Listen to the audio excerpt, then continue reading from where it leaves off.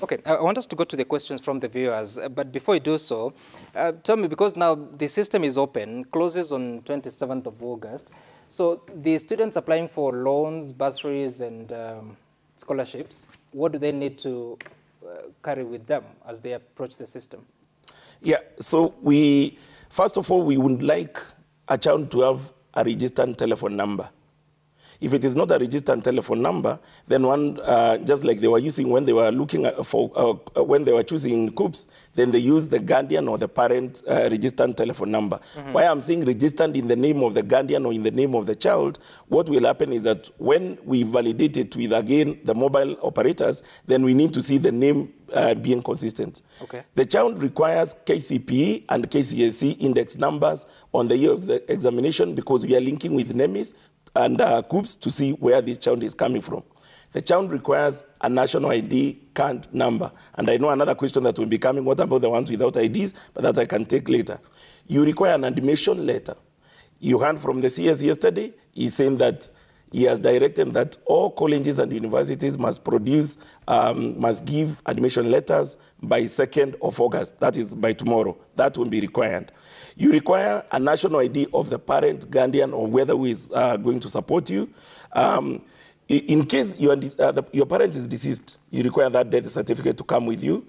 You require also your birth certificate because we validate that birth certificate with NEMIS. You require 2 guarantors who are going to guarantee you. A parent can also be a guarantor. You require the ID number. You require their registered telephone number because of data protection, they have then to confirm and agree that their data will be used for the purpose of financing the student. You require a passport size photo. If you don't have a passport size photo, you can be able to take that from your mobile phone and you upload it on the loan application form because we don't want the student or the loan applicant or the funding applicant to carry any of the documents running around. Those are the main documents that you require before you plug in. Okay. And so at the point of you weighing the means, what will you use? Now, remember, by the time the student is arriving to us, we already know a lot about him. Because we have an API between us and COOPS, an API between us and NEMIS. Once the ID number is put, we connect also with IPRS, and we can see your family tree from an IPRS perspective. And then COOPS has already told us where you went to school, where have you been admitted, in which college you have been admitted, and all the other biodata. So you just be verifying that biodata. It is that biodata that we have actually taken, including the one of the guardian or the parent, that we then take to the scoring engine. And we are scoring on the fly. As they come in, the engine is already running, but the main one, the final engine, will be done after we close on 27th. Within a day or two, the students, the universities will already know what class of need they are in. I didn't hear you mention KRA. Did you miss it or it's there? No, it's there. So, but it's optional, PIN. But remember, KRA, I can get through PIN or I can get through UID. No, I'm talking about because the APIs that you have referenced, you're not speaking about how you'll know how much that family is worth in terms of income. Yes, I didn't say KRA is one of the proxy indicators that we're actually using, but there is also another one that you're forgetting. What about NHIF? NHIF. It gives you the bracket of exactly where you are. What about your mobile, transfers and all this? Those again give you, those are called proxy indicators. What do you mean, mobile transfers? There are financial transactions on your mobile number. You'll have access to that?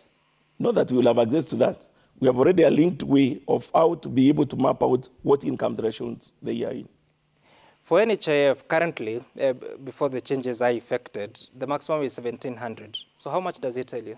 So that will give us the income threshold that person is in. It just tells you that it's over 100,000 shillings. Doesn't tell you much. Correct. So we will compare then with what you declared. Declared where? Remember, the child has already declared in the application what is your disposable income as a family. So that is what you are seeing, whether it is resonating with what has been. They have to attach the pay slips of the parents? No, not necessarily. We don't need it. We have an API. What if they lie to you that the disposable income... It will be picked by the API from KRA, from NHIF, or from safety net cash transfers of government. You have such a heavy system to deal with all that. Correct. And a lot of AI has actually been deployed on this. Even the APIs themselves, they don't have any human intervention. My AI with COOPS is already developed and it is using a lot of artificial intelligence. Okay. Interesting. What are your questions? Let's take a look at some of them, of what your